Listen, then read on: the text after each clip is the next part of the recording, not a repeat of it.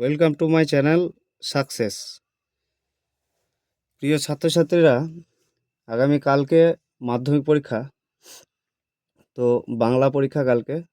তো বাংলার ইতিমধ্যে কিছু সাজেশন আমি দিয়েছি, তো সেগুলো তোমরা অবশ্যই দেখে যাবে।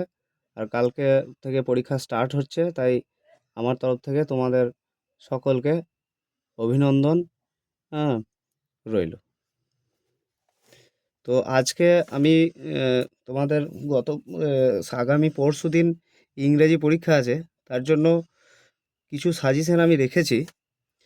তো তোমরা এইগুলো দেখে যাবে। অবশ্যই 3টের মধ্যে 2টো পাওয়ার সম্ভাবনা অবশ্যই থেকে যাবে, আবার 3টেও পেয়ে যেতে পারো। তো বিষয় হচ্ছে, আমি আজকে দেখাচ্ছি ইংরেজি। তোমাদের দেখবে 7 নম্বর, 8 নম্বর এবং 9 নম্বর এই 3টে কলমে তোমাদের notice writing, paragraph writing, letter writing এবং স্টোরি রাইটিং। তোমাদের এবছর রিপোর্ট রাইটিং আসার কিন্তু সম্ভাবনা একেবারেই কম। তাই এই 4টে ফরম্যাটে তোমাদের যে কোনো 3টে আসবে, হয় নোটিশ, না হলে প্যারাগ্রাফ, না হলে লেটার এবং স্টোরি। এই 4টেকে কম্বিনেশন করে দেবে, মানে হয় স্টোরি দিতে পারে বা লেটার দিতে পারে বা প্যারাগ্রাফ দিতে পারে, আবার নোটিশ দিতে পারে, প্যারাগ্রাফ দিতে পারে বা লেটার দিতে পারে। এইভাবে কম্বিনেশন করে দেবে, ঠিক আছে? তো বিষয় হচ্ছে, তোমরা দেখে নেবে নোটিশ রাইটিংয়ের মধ্যে কি কি গুরুত্বপূর্ণ, সব থেকে গুরুত্বপূর্ণ কিন্তু সাজেশনটা, হ্যাঁ, যে কোটাই রাখা হয়েছে সেগুলো সবই গুরুত্বপূর্ণ। অতএব এই কোটাকে বাদ দিয়ে তোমরা কিন্তু কেউ পরীক্ষার হলে যাবে না, সবাই একটু করে দেখে যাবে। আর নিশ্চয়ই তোমরা শিখেছো যে কিভাবে নোটিশ লিখতে হয়, প্যারাগ্রাফ কিভাবে লিখতে হয়, লেটার কিভাবে লিখতে হয়, স্টোরি রাইটিং কিভাবে লিখতে হয়, এটা তোমরা নিশ্চয়ই জানো। হ্যাঁ, তো সেই হিসাবে আমি এখন আর ভিডিও আনতে চলছি না। এখন আপাতত সাজেশনটা দিচ্ছি, ভালোভাবে দেখে নেবে। বলে দিচ্ছি আমি, নোটিশ রাইটিংয়ের মধ্যে এডুকেশনাল এক্সকারশন অর্থাৎ শিক্ষামূলক ভ্রমণ সম্পর্কে আসতে পারে। Flood victims fund raise at school. Flood victim মানে বন্যা সংক্রান্ত ত্রাণ নিয়ে। তারপরে school magazine published, tree plantation program, strict action against ragging. আর এক্সট্রারে কিছু দুটো দিয়েছি আমি, 3টে, free health check up camp, farewell meeting আর ডেঙ্গু। বিষয়গুলো কেবল আমি রেখেছি, হ্যাঁ, গোটাটা লেখা সম্ভব নয় এখন। তো কেবল বিষয়গুলো, যে কোনো জায়গা থেকে তোমরা কালেকশন করে নিতে পারো এগুলো, উত্তরগুলো। যাই হোক, উত্তর করার আর সময় এখন আর নেই। হ্যাঁ, প্যারাগ্রাফ রাইটিংয়ে আমি বলে দিচ্ছি, দেখো, প্রিপারেশন মানে প্রস্তুত, যেমন ম্যাঙ্গো পিকেল মানে আমের আচার তৈরি, পটাটো চিপস, হ্যাঁ, আলুর পাঁপড় তৈরি, হ্যাঁ, পেপার মেকিং কাগজ তৈরি, হাউ টু প্ল্যান্ট গ্রো মানে একটা গাছ কিভাবে বেড়ে ওঠে, হ্যাঁ, টি মেকিং মানে চা তৈরি, ওআরএস মেকিং, হ্যাঁ, oral rehydration solution making, coffee making আর কেক মানে কফি মেকিং মানে কফি তৈরি আর কি, আর কেক তৈরি। এই তৈরি প্রস্তুত এই কোটাকে তোমরা দেখে যাবে। এই বিষয় কটা হচ্ছে তৈরি প্রস্তুত। এবার আসবো আমরা বায়োগ্রাফিতে। প্যারাগ্রাফের মধ্যে কিন্তু এগুলো সব। সৌমিত্র চট্টোপাধ্যায়ের বায়োগ্রাফি, নন্দলাল বসুর বায়োগ্রাফি, রতন টাটার বায়োগ্রাফি, লতা মঙ্গেশকরের বায়োগ্রাফি, মৌলানা আবুল কালাম আজাদের বায়োগ্রাফি, সত্যজিৎ রায়ের বায়োগ্রাফি, সৌরভ গাঙ্গুলির বায়োগ্রাফি। এই সৌরভ গাঙ্গুলির বায়োগ্রাফি বা অথবা ইয়েটা আসতে পারে তোমার ওই কি বলে ওই MS ধোনি, লিখে দিলাম MS ধোনি, হুম, অথবা বিরাট কোহলি। বিরাট কোহলি এগুলোকে দেখে যাবে বায়োগ্রাফির মধ্যে। এবার আসবো 3 নম্বরে, কম্পিউটার এডুকেশন ইন স্কুল মানে তোমাদের বিদ্যালয়ের মধ্যে কম্পিউটার শিক্ষা। তারপরে রোড সেফটি, ঠিক আছে?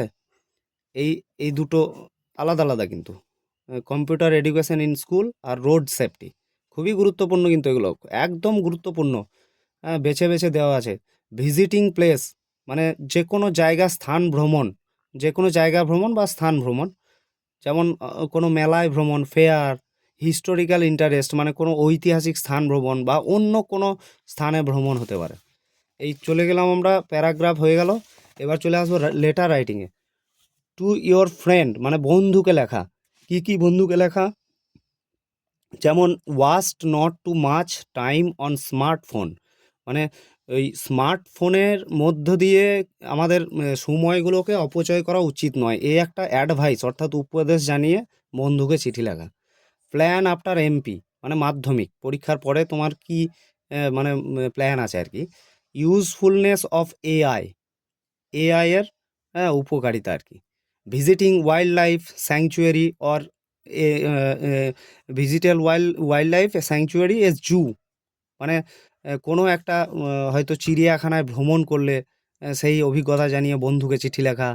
ভিজিট টু প্লেস মানে যে কোনো স্থান ভ্রমণও হতে পারে, তার অভিজ্ঞতা জানিয়ে বন্ধুকে চিঠি লেখা। ইম্পর্টেন্স নিউজ পেপার রিডিং মানে খবরের কাগজ পড়ার যে গুরুত্ব সেইটাকে জানিয়ে বন্ধুকে চিঠি লেখা। অর্থাৎ বন্ধুকে চিঠি লেখার এই কটা টপিক দেখে যাবে। তারপরে চলে আসবো টু ব্রাঞ্চ ম্যানেজার।